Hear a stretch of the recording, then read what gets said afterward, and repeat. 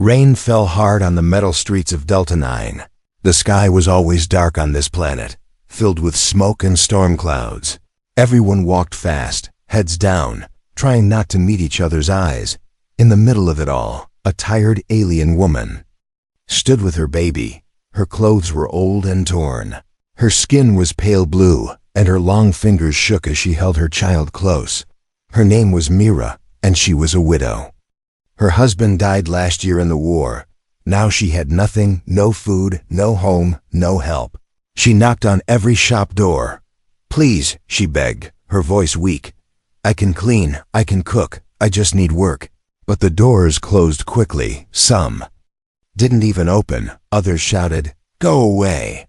We don't hire your kind here." Mira's baby cried from the cold. She wrapped him tighter in the cloth around her chest.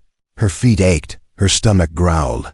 Every part of her body screamed for rest. But she kept moving.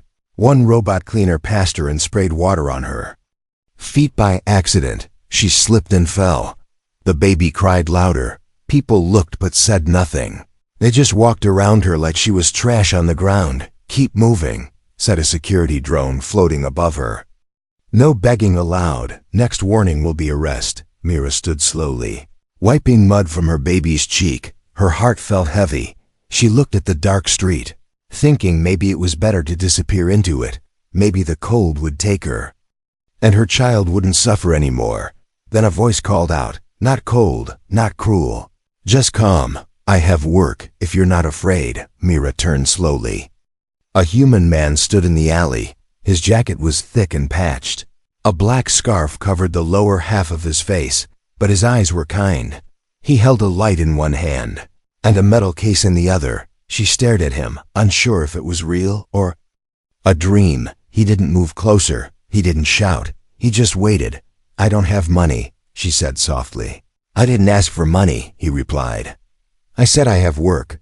Mira looked down at her baby. The child had stopped crying and was now looking at the man too, as if he felt something different about him, something safe.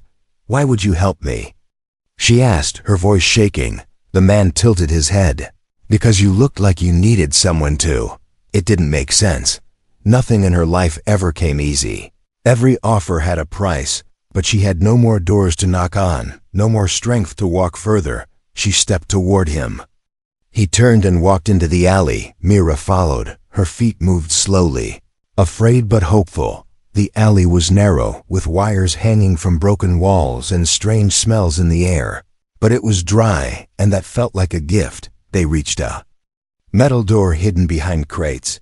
The man unlocked it with a card and stepped inside. "Come in," he said. She walked in carefully, holding her baby tighter. The room inside was large, filled with machines, parts, and blinking lights, tools hung on every wall. There was a small heater in the corner and a single bed in the back. "This is your workshop?" Mira asked. The man nodded. "Name's Alex Ryder. I fix old tech, salvage scrap, and sometimes build things people don't want built." Myra looked around, confused. "And what can I do here?" Alex pointed to a pile of broken devices. "Clean them, sort parts. Tell me what still works. Simple stuff." She blinked. "You trust me to do that?" Alex shrugged. "I've worked with worse. Besides, I think you'll learn fast. Survival does that." For the first time in days, Mira felt her legs give out, not from weakness, but from sudden relief. She sank to the floor and started crying. Quietly, Alex didn't say anything. He just placed a blanket near her and went back to his work table. Later that night, while Mira rocked her baby to sleep in the corner, she looked at Alex. He was silent, focused, hands moving fast over wires and screens. She didn't know why he helped her. Maybe he was broken too, like the machines he repaired. Just before her eyes closed, she whispered, "Thank you." Alex didn't look up, but he replied softly, "Get some rest. Tomorrow, we work." But in the shadows behind one of the machines, a small red light blinked, watching them. Something else had followed Mira that day, and it had not come to help. Myra woke up to the soft hum of machines. Her baby was still asleep in her arms, wrapped in the warm blanket Alex had given her. For a moment, She thought it was all a dream, but the smell of oil and metal told her it was real. She was still in the human's workshop, still alive, still safe. Alex was already up, working quietly at his bench. Sparks flew as he fixed a round device with glowing blue circuits. He didn't look at her, but he knew she was awake. There's water over there, and food on the shelf. Not much, but enough. Mira stood slowly, her legs stiff. She found a metal bottle and took a sip. Clean water, cold and sharp. She had forgotten what real water tasted like. Then she found a pack of dried food cubes. She broke off a piece and placed it in her baby's mouth. He sucked on it like it was the best thing in the universe. Alex handed her a small brush. Let's see what you can do. She spent hours sorting metal parts, wiping off dust, and organizing cables. The machines made strange sounds. Some clicked, others buzzed, but none scared her now. She moved like someone who had nothing left to lose, and Alex noticed. She didn't complain once, even when her fingers bled from the sharp wires. Later, when the baby was asleep in the back corner, Mira asked, "Why did you help me?" "You don't even know me." Alex paused, then looked her in the eye. "Maybe I don't want to live in a world where everyone walks past someone like you and does nothing." She didn't know how to answer that. No one had ever said something like that to her, not even her own people. Night came quickly on Delta 9. The sky outside turned deep purple. Mira sat near the heater with her baby in her lap, humming a soft tune. She hadn't sung in a long time, not since her husband died. Alex disappeared into a back room and came out with a strange round object. He placed it on the floor and connected wires from the wall to it. Mira watched as it blinked to life. The object rose slightly and revealed metal arms, a round body, and a cracked faceplate. It was a robot, an old war model, the kind used to hunt rebels during the last planetary conflict. Mira flinched and pulled her baby close. The robot didn't move, but its single red eye glowed faintly. "You're fixing a war machine?" she asked, her voice tight. Alex nodded. "Yeah, I've been working at it for months, trying to reprogram it, make it something else." "But why?" she whispered. "Those things killed thousands. My husband died fighting them." Alex placed a hand on the robot's shell. "That's why, if I can turn this into something helpful, something that protects instead of destroys, maybe there's still hope for the rest of us." Mira didn't know whether to feel anger or admiration. She stayed quiet, watching the robot's eye flicker. Her baby reached out toward it and giggled. The robot's eye turned blue for a second, then dimmed again. That night, long after Alex went to sleep on his cot, Mira sat awake, staring at the locked room Alex never opened. She had noticed it earlier, behind a shelf of old metal crates. It had no handle, just a code lock and thick bolts. Something behind that door made a soft hum, steady, low, almost like breathing. Mira's curiosity grew. She looked over at Alex, still asleep, then slowly got up and stepped over the cables. Her fingers hovered near the code panel. One button flashed green, like it had sensed her. She pressed it. The door unlocked with a soft hiss. Mira pulled it open just a crack and peeked inside. The room was dark, lit only by faint red lines across the floor. Strange machines stood still against the walls, and in the center was something large, covered by a black sheet. It was big, too big to be another tool. It almost looked like another robot. But this one didn't move, didn't breathe, just waited. Mira stepped inside, heart pounding, as she reached toward the sheet. Something behind her beeped sharply. She turned around. Alex stood there, holding a small device in his hand. His face was blank, but his eyes were hard. "You weren't supposed to open that." "I'm sorry," Mira said quickly. I heard something, and..." "It's fine," Alex said. Not angry, just tired.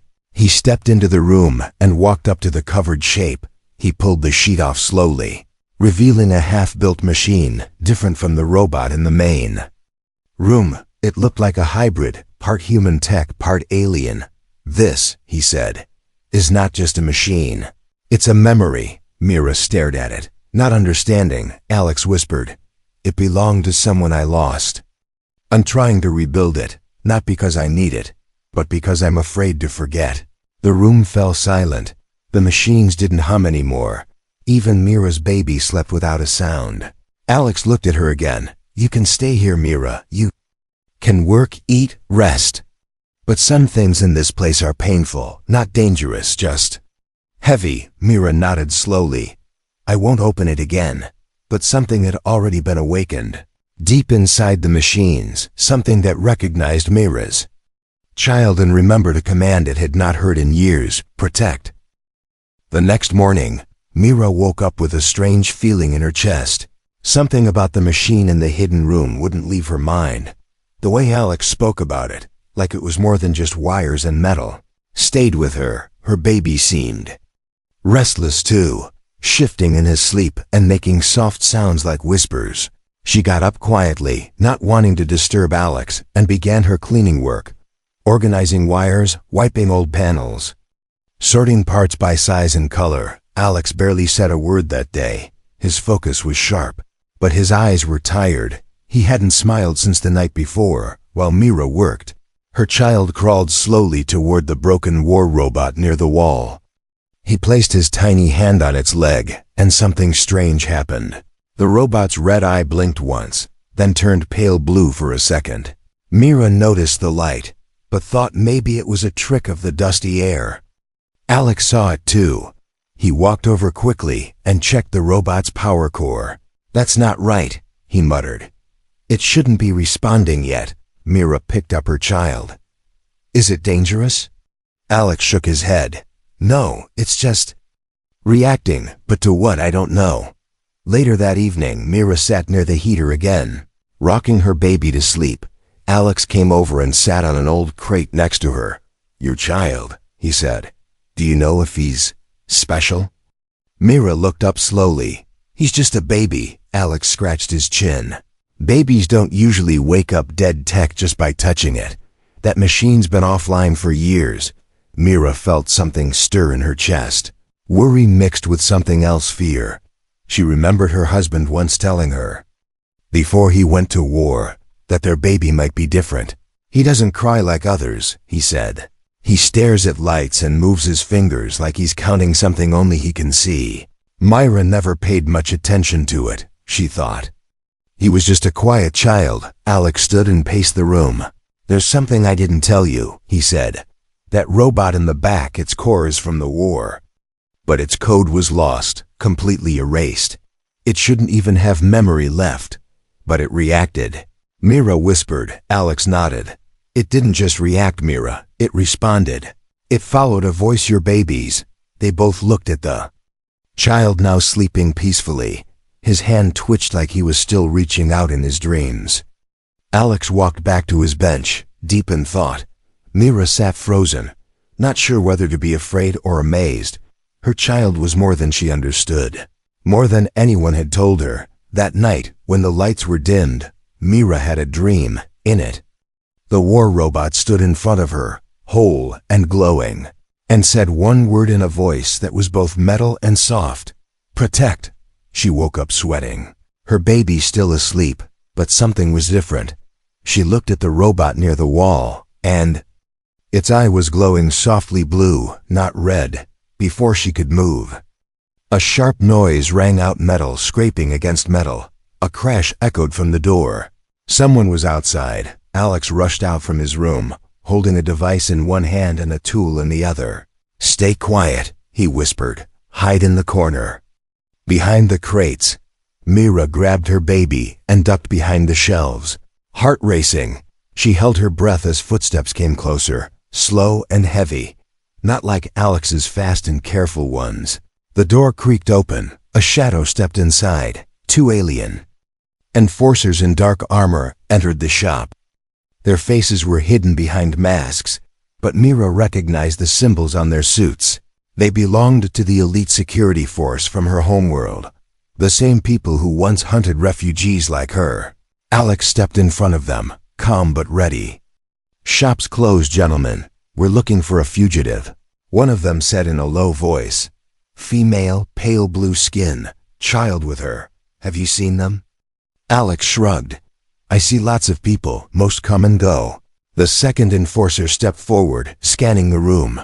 His eyes locked onto the corner where Myra hid, just inches away from being seen. Then, without warning, the war robot in the corner moved. It raised its head, its eye flashed bright blue, and it stood up slowly with a whirring sound. Both enforcers turned, weapons ready. The robot spoke one word, protect. Its arms shifted, forming shields and energy spikes. It stepped between the enforcers and the crates, standing tall, sparks flying off its shoulders. What is this? One shouted, raising a blaster, but before they could fire, the robot knocked the weapons from their hands with precise, mechanical speed. It didn't kill them, it simply disarmed them and forced them out of the door, then sealed it shut with a thick metal bar. Alex stared at the robot in disbelief. That wasn't me, he said. I didn't command it. Mira stepped out slowly, still holding her baby. Then who did? She asked. Alex turned to the child, now awake and staring straight at the robot. The robot knelt down and placed a hand on the floor, lowering its head like a soldier waiting for orders. Mira didn't say a word, but deep down she knew her child had done something impossible. And now, others would come for them. Asterisk. The city lights outside flickered red as warning sirens echoed far in the distance.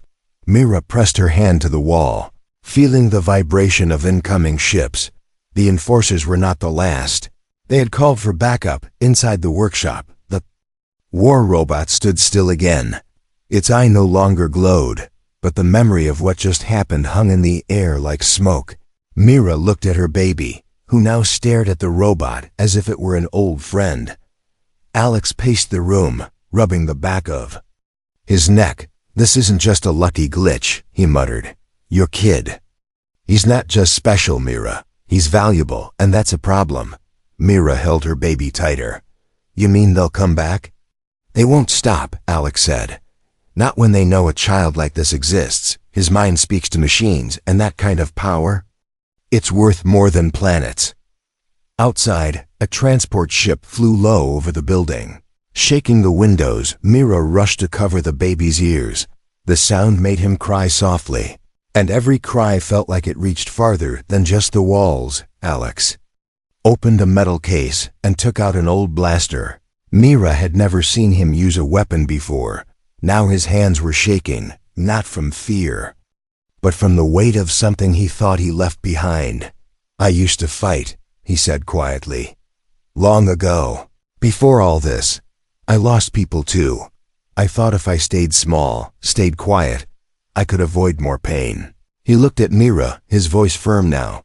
But I can't let them take him, I won't. Mira looked around the workshop, the old machines, the tools, the broken robots. This strange place had become her shelter.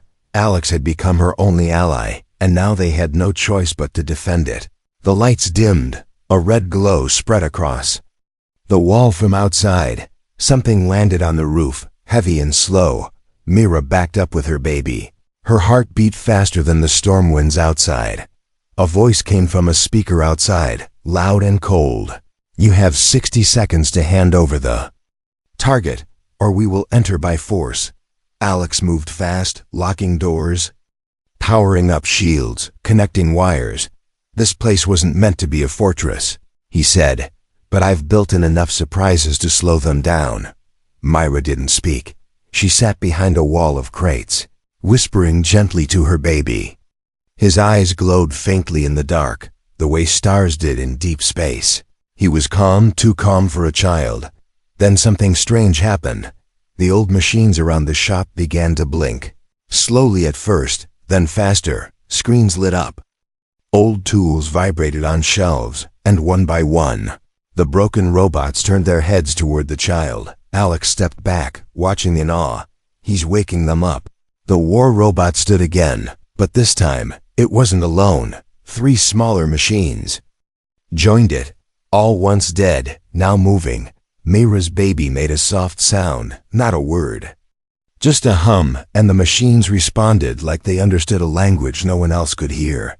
The roof cracked open, and metal boots hit the ground. 5 enforcers dropped in, armored, armed, and ready. They raised their weapons without warning. Alex fired the first shot. It hit the shield of the lead enforcer but didn't stop him. The battle began, fast and brutal. Sparks flew, metal crashed. Mira stayed hidden, shielding her baby as energy blasts shook the floor. One of the attackers got past Alex and rushed toward the crates. He aimed his weapon at Mira. She screamed. But before the shot could fire, the war robot charged forward like a wall of steel. It tackled the enforcer and smashed his weapon with one blow. The robot stood between Mira and the danger, its arms forming a glowing barrier. The enforcer looked up, groaning in pain, and whispered, "You're protecting them." "Why?" the robot replied, voice deep and strange. "Unit linked. Core command active. Protect child." The enforcer's eyes widened. "It's true.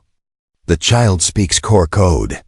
Before he could say more, Alex stunned him with a shock tool and dragged him aside. The others retreated, one wounded, the rest confused by the robot's strange loyalty. Mira held her baby tightly, her face pale but determined. What did he mean? Core code? Alex's hands trembled as he sat down near her. "It means your child doesn't just talk to machines, Mira. He commands them. Like a leader, or maybe something more. I've read about it in lost tech records, people who could connect with. Ancient A is, but I thought it was just legend." Mira didn't blink. "He's just a child." Alex shook his head slowly. "Not anymore, and the galaxy won't see him that way either." Outside, more ships hovered in the air, waiting, watching. Mira looked through the small window and saw red lights moving in rows. Too many to fight. Too many to run from. The machines inside the workshop stood ready, silent like statues around their new commander. Mira's baby reached out a hand, and they blinked once in perfect unity. The night wasn't over, and the real storm was just beginning. The night grew quiet, but not in a peaceful way. It was the kind of silence that came before something terrible. Mira sat on the cold floor with her baby in her lap. Her eyes didn't blink, and her hands didn't stop shaking. The machines stood around her like statues guarding a queen, their blue lights glowing in the darkness. Alex checked the walls and doors again. Every lock in place, every defense activated. But even he knew it wouldn't be enough. Not this time. Outside, enemy ships hovered above the buildings, their lights like red eyes in the fog. They were watching, waiting for orders. Mira's baby had stopped crying. In fact, he hadn't made a single sound since the machines stood beside him. He looked up at them like he understood what they were, like he had seen them before. Alex had seen war machines. Strange creatures, but never a child like this. Never one who could speak to machines without words. "He's connected to something," Alex said quietly. "Something old, something buried deep in the code." Mira looked down at her child. "He's never spoken a single word. But he listens, he feels what I feel, and now he feels them too." The war robot turned its head as if it heard something they couldn't. Then it said one word, "Pulse." Alex's face turned pale. "What did it say?" "Pulse," Mira repeated softly. "What does that mean?" Alex rushed to a control panel and typed quickly. His screen showed strange symbols, old code blinking too fast to read. "He's about to send a signal," Alex said. "A pulse, some kind of energy wave. If I'm right, it could shut down everything connected to the grid, including those ships outside." "But he's just a baby," Mira whispered. "Can he do that?" Alex looked at her with wide eyes. "I think he already is." Suddenly, the machines around them started shaking, not from fear, but from power. Their lights blinked faster, wires sparked, metal plates rose like something inside was waking up. After a long sleep, the baby raised his tiny hand, and every machine turned toward him, as if they were listening to a silent command. Then it happened. A wave of blue light shot out from the center of the workshop. Silent and smooth like wind through trees, it passed through every wall, every pipe, every cable. Outside, the hovering ships flickered and dropped a few feet in the air, red lights turning blue, engines humming slower, weapons freezing in place. The whole city felt it. The lights in the distance went out one by one. Towers dimmed, streets went dark. Only the machines connected to the child remained lit, standing in full power like they had just been born again. Alex stared at the control screen. Everything's offline except us. Mira couldn't speak. She held her baby close and looked into his calm, glowing eyes. "What are you?" she whispered. "What have you done?" The war robot spoke again. Command level increased. Hostile units disabled. City control pending. Mira stood slowly, her knees weak. She walked to the main window and looked outside. The Enforcer. Ships were frozen in the sky, their engines offline, lights out. Soldiers stuck inside like statues trapped in metal cages. For the first time, they weren't running. They weren't hiding. They were the ones with power now, but Alex didn't look happy. He stepped back and wiped his face with his sleeve. This kind of power doesn't stay secret for long. Someone will see the signal. Someone stronger, richer, colder than these enforcers. They'll come for him, not to kill him, but to own him. Myra turned to him. Then we don't let them. We protect him. We protect what he is. Alex nodded slowly. Then we need to move. We can't stay here anymore. Mira looked at the war robot. Can they travel with us? They don't follow me, Alex said. They follow him.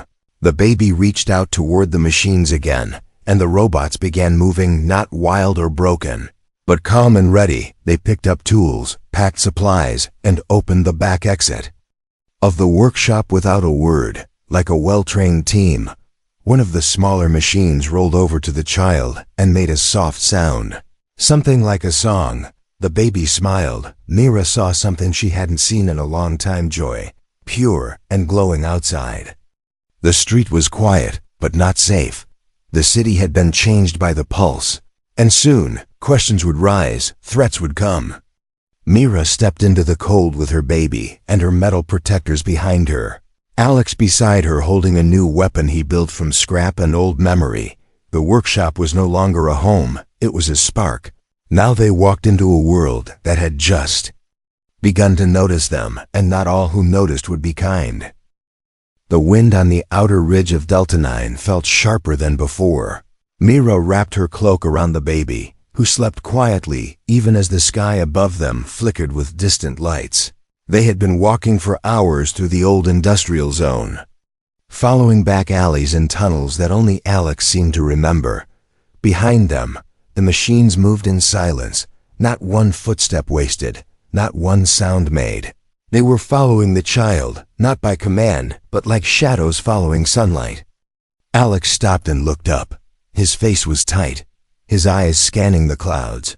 "They've stopped chasing us," he said. "But that doesn't mean we're safe." Mira adjusted her grip on the baby. "Then why does it feel like they're watching from above?" "They are," Alex answered. "Not the enforcers, someone else, stronger. They haven't attacked yet because they're not ready, or maybe they're waiting for something."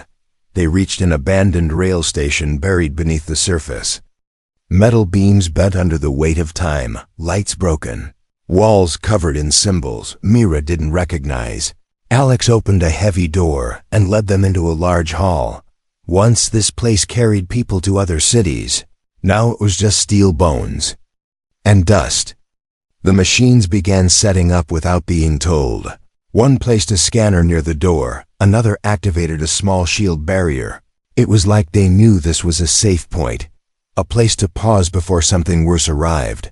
Mira placed her baby down on a soft cloth and watched him sleep. His breathing was calm. But the machines kept looking at him like they were waiting for him to wake up and give them a new purpose. Alex sat down beside a broken bench, pulling out a handheld device and flipping through signals. The pulse he sent. It reached farther than I thought, he said. "I'm picking up old satellite systems that went offline decades ago.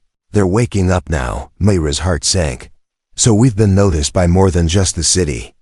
Alex nodded. "Much more. A signal this strong doesn't stay buried. It's like lighting a fire in a dark room. Everyone's looking now. Far above them, unseen by their eyes, something floated silently through orbit. A black ship, larger than any local craft, watching the planet with hundreds of mechanical eyes. Inside, a voice spoke without sound. Target found, lifeform confirmed, asset priority, level 1. Back underground, the baby stirred, his fingers twitched, and his eyes opened slowly. Mira reached for him, but stopped when she saw the blue light glow softly around his hands. He wasn't in pain, he was focused. Eyes locked on something no one else could see. The war robot turned toward him, then toward the ceiling, and spoke in a deep voice. Unknown vessel detected. Proximity breach in 5, 4, 3. The ground shook, dust fell from above, and a pulse rang through the station, not from the baby this time, but from outside. Alex grabbed Mira and pulled her behind a support beam, just as the ceiling exploded. Metal and light rained down as a new machine dropped through the hole. It wasn't like the others. It didn't walk. It floated, smooth and silver, shaped like a serpent with a glowing spine. It looked straight at the child and spoke in a mechanical voice. Surrender the command host. The war robot stepped in front of the child. Arms raised, negative. The floating machine hissed, electricity running down its body. This unit belongs to the sovereign mind. Return it or be deleted. Alex pulled out a modified blaster and aimed at the machine. You'll have to go through all of us. The enemy didn't wait. It launched a wave of energy that knocked two smaller machines offline instantly. Mira screamed and shielded her child as debris flew around them. The war robot moved fast, tackling the enemy into the wall. The clash of metal and sparks lit the station like lightning. Alex ran to the control box and tried to reroute power to the shield. Buy me 10 seconds, he yelled. Mira stood and held her baby tight, whispering softly, "Please stay with me, please." The child opened his eyes again, glowing brighter than ever. He raised one hand and pointed toward the attacking machine. For a second, nothing happened then. Every powered system in the old station turned on at once, lights, screens, doors, alarms, all obeying the boy's silent call. The floating machine froze, twitching, trying to resist.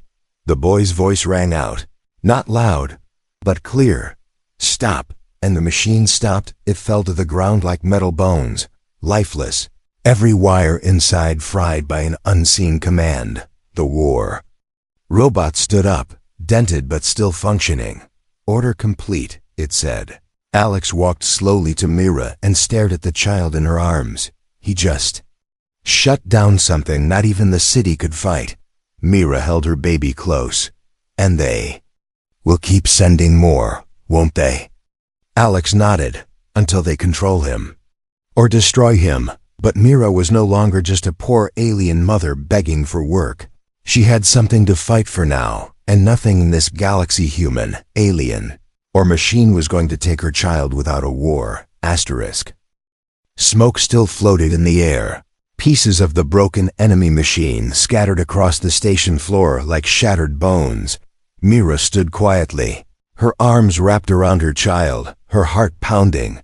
She could feel the heat from the battle still burning in her chest, not from fear, but from something new, strength. She was not the same woman who had begged on the streets of Delta 9 just days ago. She had bled, she had run, she had been hunted. But now, something inside her had changed. She had faced fire, metal, and war, not alone, but as a mother standing between her child and a world that wanted to own him. Alex patched the war robot's damaged frame while checking the station door. "They're not coming yet," he said. "That pulse." It scared them, but it also told them something. He's more powerful than they ever imagined. The baby sat beside a power terminal, calm, almost curious. His fingers tapped gently against the cold metal, and every machine near him responded. Not in fear, but like they were alive again, following their true purpose. "He's not just controlling them," Alex said. "He's waking them, teaching them how to feel again. It's like watching the past repair itself." Mira knelt beside her child, brushing his soft hair from his forehead. "He's not a weapon," she whispered. He's a soul, my soul. A signal crackled through the remains of the floating machine. Alex picked up the core and connected it to his reader. His eyes scanned the message, then his face turned cold. They've sent a new message. A ship is already coming larger than before. Automated, not even piloted by soldiers. They're done asking, Mira. They're going to take him. Mira stood, her voice steady now. Then we don't run anymore, Alex looked at her, surprised. What are you saying? I'm saying we fight, we protect this place, this child, this chance, she said. If they want war, let them come. I'll show them what a mother can do. The machines around them responded to her words. A low hum filled the station as systems powered up, doors sealed, power coils spun, and turrets rose from the broken ground. The war robot took its position beside Mira, standing taller than before. The glow in its eye turned a deeper blue, almost proud. From far above the clouds, a massive ship pierced the sky.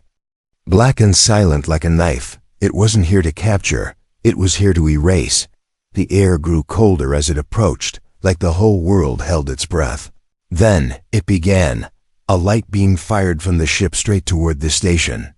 But before it could touch the ground, a shield burst upward, created by the machines below, powered by the will of a child who never spoke, but was heard by everything made of wire and code. Inside the station, Myra walked forward, holding a signal tool. Tell me what to do, she said to Alex. He handed her a device linked to the network of awakened machines. You give them the final command. You decide what they become. Mira looked at her baby, then raised the device and whispered one word. Protect. The machines responded instantly, not just in the station, but across the planet. Old war robots buried in scrap piles blinked awake. Abandoned defense towers turned toward the sky. Satellites once forgotten in orbit rotated to aim at the enemy ship. This wasn't one machine protecting a mother. This was a world of metal, once broken, now reborn. The enemy ship fired again, this time with missiles that screamed like falling stars. But they never reached the ground. The machines intercepted them mid-air, tearing them apart with precision only old war tech could understand. Inside the enemy ship, systems shut down, confused by the child's signal still echoing through the code. The ship froze in place, powerless in the sky it once ruled. Alex lowered his tool and stared at the screen. It's done, he said. They can't win now, not against this. Mira stood tall, holding her child close. The machines lowered their weapons and powered down into standby, calm and waiting. Outside, the sky cleared for the first time in years. Soft light breaking through the smoke. The city of Delta 9 received a message sent by the machines, simple and final. The child is under our protection. Stand down. The mayor of the city, once silent to her begging, now sent a message back. We offer peace. We offer a future. Will you lead it? Mira looked down at her baby, who smiled for the first time, and she smiled too. Her voice was soft, but strong. We will help build it, but on our terms. Alex laughed softly and leaned against the wall. Looks like I hired the most powerful being in the galaxy. Myra looked at him, eyes full of pride and fire. No, you gave a poor widow a chance, and now she's giving the galaxy hope. From that day forward, no one saw her as weak, no one called her poor. She wasn't just a mother, she was the voice of a new future, and the machines, they would follow her child to the end of the stars.